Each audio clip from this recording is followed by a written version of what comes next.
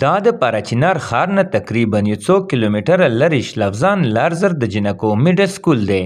کوم چې 3 کاله مخکې جوړ شوی دی خو د افسوس خبره دا ده چې تر اوسه نه استادان ورکړل شول او نه د کلاسونو آغاز وشو چې له امله یې په سلګونو جنکې لرې پراتو سیمو ته د تعلیم حاصل کولو لپاره په تګ مجبوره شوي دي او ځینې جنکې د تعلیم پرېښودو ته مجبوره دي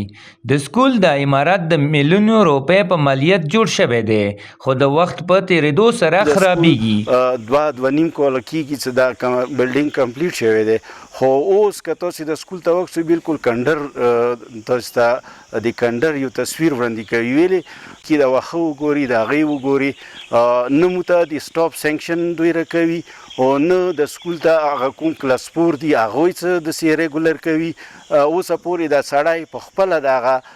لکه هسې یې ساتي بغیر څه تنخوا نه دا وکړي شپیا کوي او ساتي یا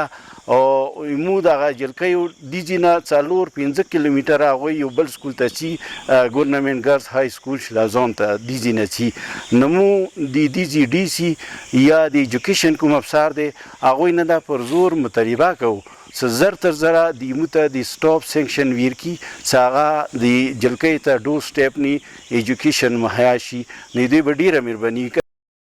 د سیمې خلک وایي که چیرې زر تر زره پکې کلاسونه شروع نشول نو نه صرف دا سکول امارات به کنټرات کې بدل شي بلکې د علاقې جنکۍ به هم تعلیم نه محرومه پاتې شي